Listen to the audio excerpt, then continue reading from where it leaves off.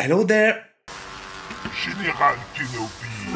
Bonjour à toutes et à tous et bienvenue dans un nouvel épisode des Petites Histoires de la Taverne de la Force. Aujourd'hui, nous allons parler du principal personnage secondaire de Star Wars, c'est-à-dire Obi-Wan Kenobi. Mais comme toujours, après l'intro.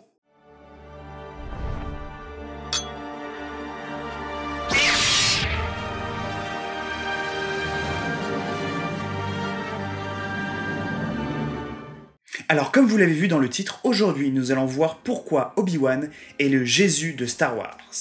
Eh bien tout simplement pour ça. Et voilà, fin de l'épisode, gardez l'esprit ouvert, allez salut! Non, plus sérieusement, c'est un petit peu plus compliqué que ça. Quoique, vous connaissez tous Obi-Wan Kenobi.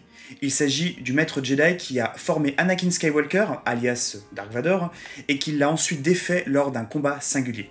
Alors, avant de rentrer dans le vif du sujet, faisons peut-être un petit point sur son glorieux parcours. Il a suivi la formation du chevalier Jedi Qui-Gon Jinn, formation qui prit fin le jour où il se fit embrocher par Darth Maul. Eh bien, que fait Obi-Wan dans une situation comme celle-ci pour ramener l'ordre ? Eh bien, il tranche dans le lard. Ensuite, pour éviter à Anakin Skywalker de devenir un Ronin de la Force, il va devenir son instructeur.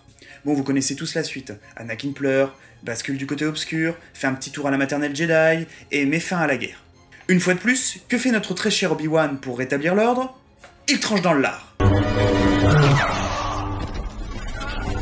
Ne pouvant pas affronter l'Empire à lui tout seul, quoique... il va attendre 20 ans sur Tatooine que Luke grandisse, pour qu'il parte ensuite avec lui pour rejoindre l'Alliance Rebelle, pour aller affronter l'Empire et Papa. Mais avant tout ça, histoire de se dégourdir un petit peu avant son départ, il tranche dans le lard.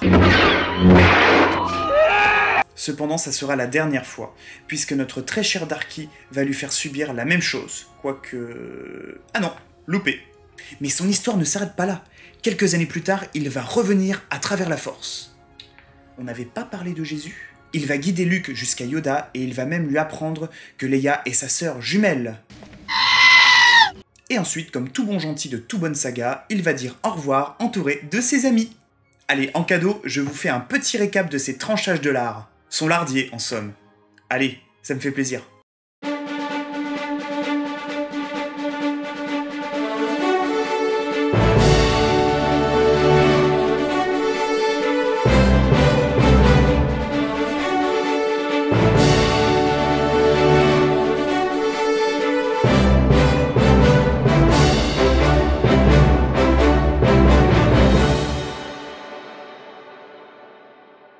Bon, je sais ce que vous vous dites. Oui, mais cela ne nous explique pas pourquoi c'est le Jésus de Star Wars, ça. Oui, j'y viens. Bon, et le temps que j'arrive, profites-en pour t'abonner à la chaîne, mettre la petite cloche, et puis va faire un petit tour sur notre compte Instagram, là. L'adresse s'affiche juste au-dessus, tu verras, c'est pas mal. Alors, pourquoi Jésus ? Hormis la coupe de cheveux, bien sûr. Bien, c'est là que j'attends un petit peu vos réactions en commentaire. Alors tout d'abord, je trouve que dans les films et dans la série Clone Wars, Obi-Wan a l'image d'un Jedi faible comparé au pouvoir de son apprenti Anakin. Pourtant, je trouve que dans toute la saga Star Wars, c'est peut-être le Jedi qui a accompli le plus de hauts faits d'armes. Il a tué Darth Maul, il a retué Darth Maul, il a tué le général Grievous qui lui-même avait tué un nombre incalculable de Jedi, et il a littéralement réduit Dark Vador. Donc on oublie souvent que Ben est un Jedi très puissant dans la Force, qui a su guider l'élu et son fils, afin que, chacun à leur façon, ils puissent rétablir l'équilibre dans la Force. Le plus surprenant est l'engouement qui s'est développé pour ce personnage au fil des années, les fans le mettant clairement sur un piédestal. D'ailleurs, c'est l'un des rares personnages de Star Wars faisant l'unanimité. Cet amour fou prit une telle ampleur que Disney décida de développer sur sa chaîne Disney+, une série consacrée uniquement à Obi-Wan. Pour l'instant, nous n'avons pas de date précise sur sa date de sortie, on penserait plutôt à 2021 voire 2022. Ce qui est par contre aujourd'hui presque sûr, c'est que ça serait Ewan McGregor, l'interprète d'Obi-Wan dans la prélogie, qui reprendrait son rôle. Tout ça pour dire qu'Obi-Wan n'est peut-être pas le Jésus de Star Wars tel qu'on l'entend, mais il est aujourd'hui l'un des personnages les plus appréciés de toute la saga Star Wars et surtout le plus suivi. N'hésitez pas à me dire dans les commentaires ce que vous pensez réellement d'Obi-Wan et si, tout comme moi, vous trouvez qu'il a vraiment été sous-estimé. Cet épisode touche maintenant à sa fin, merci de l'avoir suivi jusqu'au bout. N'hésitez pas à mettre un petit like si vous avez bien aimé la vidéo, ça aide énormément à la construction de notre chaîne.